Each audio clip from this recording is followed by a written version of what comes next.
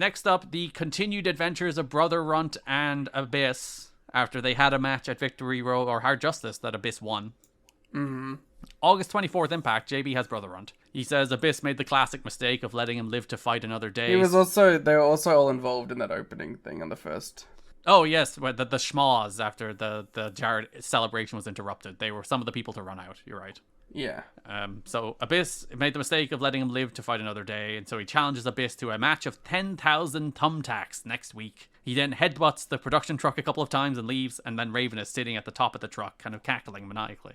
You think if you're Raven, you're like, God, I have been relegated to, like, the plunder division. His TNA career is a bit of a roller coaster, isn't it? Yeah. He was always going to be the one that suffered most from getting actual stars. Yeah. Because Raven was very much, you're our top guy because we don't have a guy who is actually a main eventer in the other companies. Mm-hmm. And then the second, like Christian and Sting and now Angle coming in, Raven was always just going to fall and fall and fall. But you think you could at least do stuff with those guys? Yeah. And Raven has always been, like, a really reliable guy, because, like, even after he lost to Jarrett in 2003, the next year of him was, like, him having really reliably good mid-card programs. Yeah. So you think they could slot him back into that spot, but maybe they're kind of done with him too, maybe. It feels like it. It feels like he's kind of still around out of a little bit of loyalty to what he meant to the company when they were, like, in needier times, but they know they're never doing anything with him. Abyss, later in that show, for the fifth and final time, Liam, wrestles Cassidy Riley. I can't believe it. Why did they never commit to just Cassidy Riley being a Raven offshoot guy? Yeah, they did it for like 2 months as like an actual angle and then just kind of dropped it. And like, I think he was like kind of doing well in that role. Yeah, it gave him something. Because like, as a guy, because like Bats is gone now, Jarrell Clark is gone, a lot of the jobbers are gone. We have no Buck Quatermain or Lex Lovett. Cassidy Riley's like the last man standing here as like total job guy. And he found a little thing that gave a little personality and then they just kind of dropped it. Again, probably just goes with the, we don't actually want to push Raven in any real capacity. Riley has some like Lundrick pants at this point. I thought they were pretty good. They were quite nice. James Mitchell is on commentary and he suggests that Raven has telepathically hypnotized Brother Runt. And perhaps Cassidy Riley. Abyss throws Riley with an overhead German where Riley does like an extra rotation and it looks crazy. He's fighting for that job. Mitchell drops some thumbtacks all over the announce table to set up the match of 10,000 tacks. He's like, look, thumbtacks. Abyss wins with a black hole slam. Abyss pours the tacks out in the middle of the ring. He then poses with a bunch of them and then punches them with his fucking hand, his bare hand. And I feel like he intended to only punch them once. If you look, I think he was like, I'll give it one big punch and I'll come up with some tacks in my hand. But when he does, he realizes there's not enough tacks in his hand for it to be a good visual. So then he does like 3 more straight punches to shoot thumbtacks, which you know because when he pulls his hand back up, they do a close-up of his hand where you can see the thumbtacks stuck in them. It looks awful. It looks so sore to just like bum, bum, bum the thumbtacks with your fucking bare-ass hands. It's awesome, though. It's so badass. It's insane. It's the kind of thing that is too cool for this feud.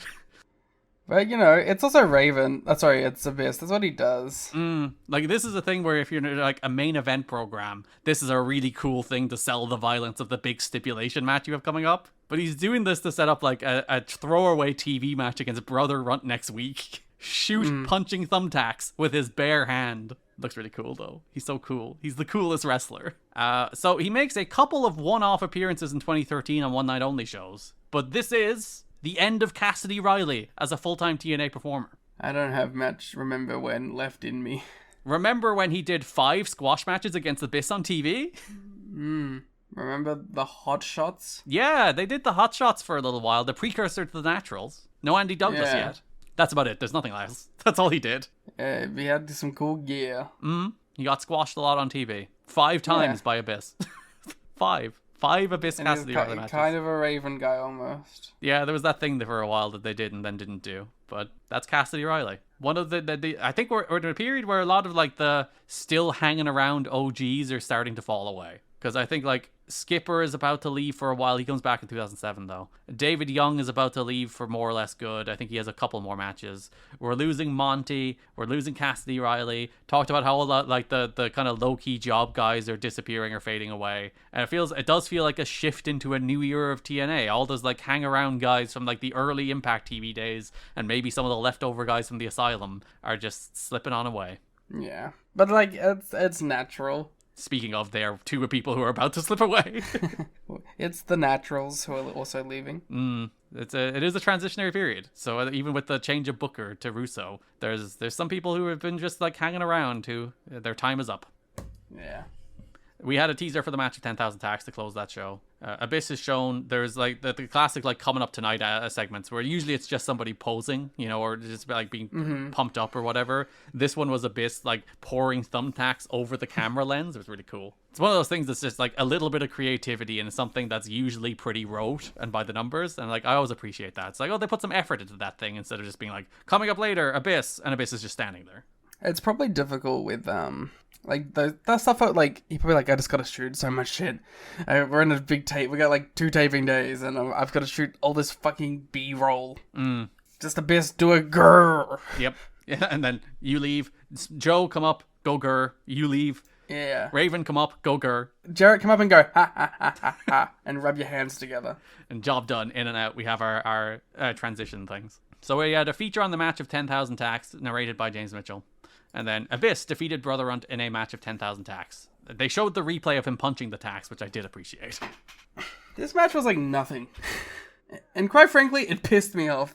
Even like the stipulation, it's the match of 10,000 tacks. So that makes you think loads of thumbtacks. Yeah, like there's gonna be like one of those big like things in the middle of the ring. Like a pit of tacks. Yeah, you know what I mean? Like they use those like in those matches. Like the Mimosa Mayhem, but for tacks.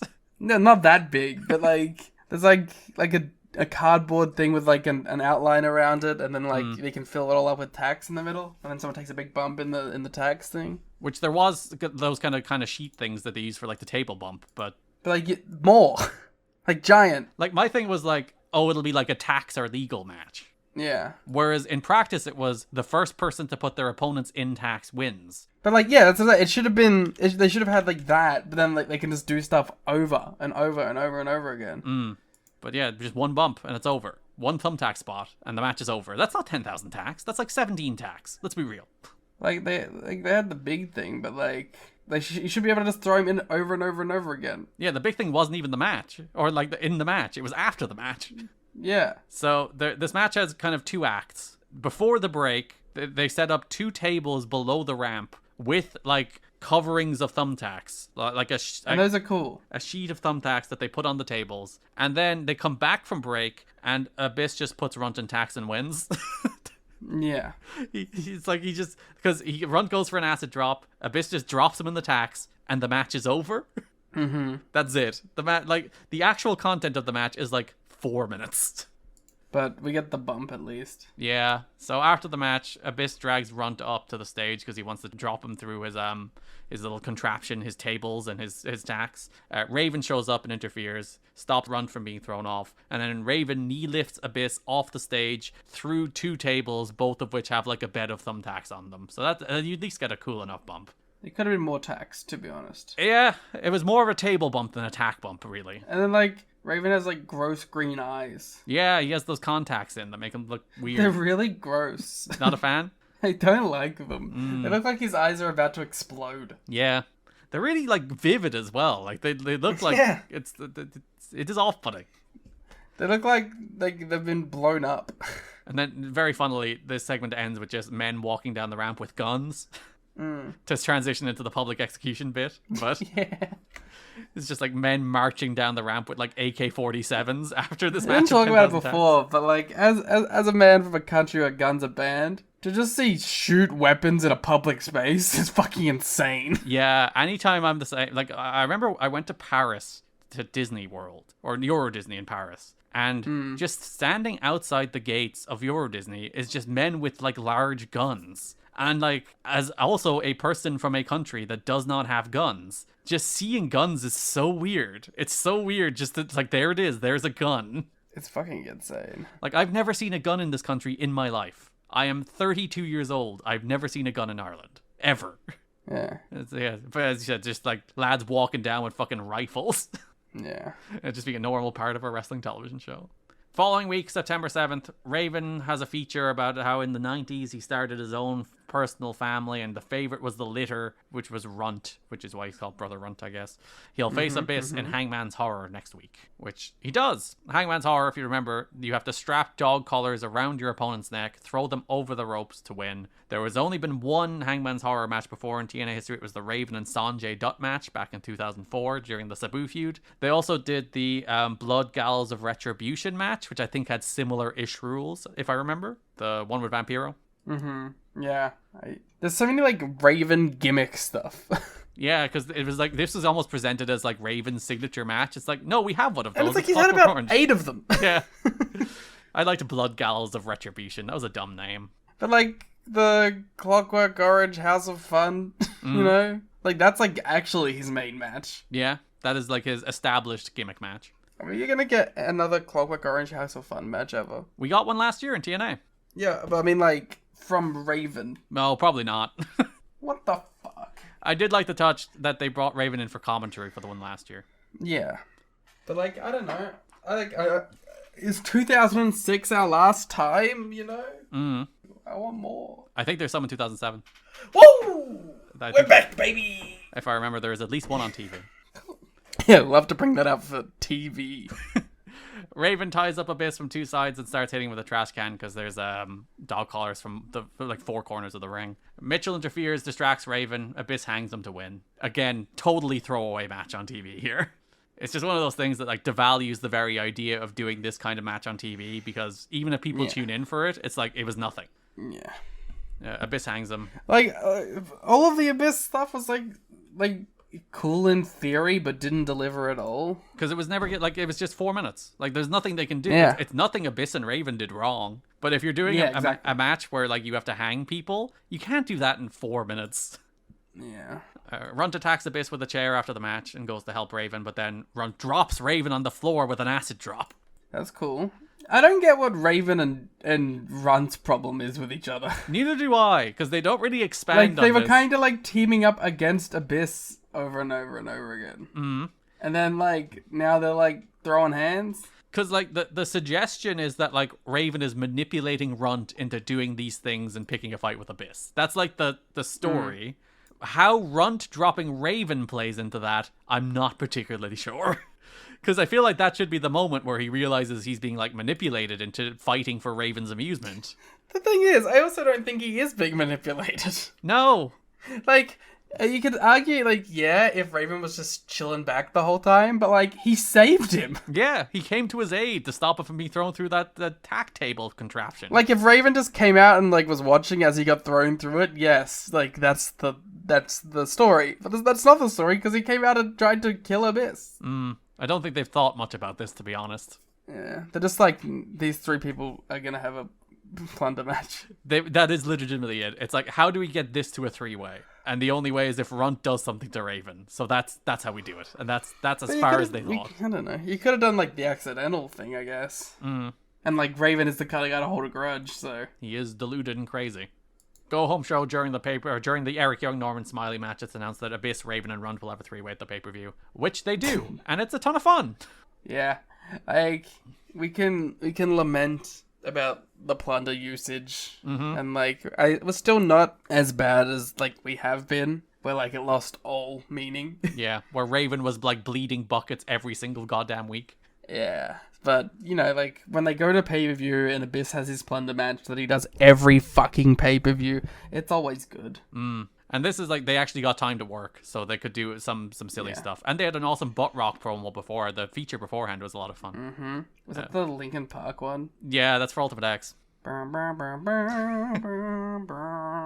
In this match, Abyss hit his seated senton on Raven, which he never hits. He always gets, like, crotched with a chair. He does the asshole bump. He drops his ass on somebody for the first, maybe not the first time, but he never hits that. He's always, like, foiled. Abyss press slams Runt from the ring, not into the crowd this time, but onto Raven, much to my relief. Raven pulls out a helmet and puts on the helmet and starts charging headfirst at people with the helmet. Raven drop toe holds Runt down the tunnel, which is a fun spot. He just disappears out of sight. Raven sets up Abyss on a table on the top of the ramp, but then Runt re-emerges to hit a double stomp off the stage onto Abyss onto the table, which does not break. Runt just slides fucking off of Abyss. Like, he hits him and just goes woo and slides off, crashes and burns as Abyss and the table just fall over. And So stupid. Don West attempts to rationalize it, that Abyss's gear is very leathery and slippery. Therefore, Runt slipped off. And I rationalize it as Abyss is the wettest man in existence. Yeah, if they had have respected the wet law that we established. And this This would have been the perfect moment for the full circle. For years, I've been asking the question, why is Abyss so wet? And we have finally found out. It is a defensive mechanism. It is like a tortoise's shell. Yes, it is. Raven brings Runt up to the camera perch, hangs him from it, and then knocks him off it through a table stack. Abyss hits Raven with the Black Hole Slam for the win. It's like silly, pointless plunder, but they do some silly, fun stuff, and it's kind of wacky, so thumbs up. Thumbs up from me as well. Because, like, a problem with the plunder you see a lot is it is literally just like, oh, trash can spot and chair spot and the same thing you've ever seen. And there's some fun stuff here, like the camera perch stuff and the drop to hold down the ramp and Runt eating shit trying to do a double stomp off the stage. That gave it at least some juice. And to go back to our point about Raven, like, and how nothing is ever going to happen for him anymore. Like, again, there's no reason for Abyss to pin Raven in this three-way. But it's like, here's Raven taking the pin. Yeah, you gotta protect Runt. But I think it's less like you gotta protect Radamar. It's like, who gives a shit?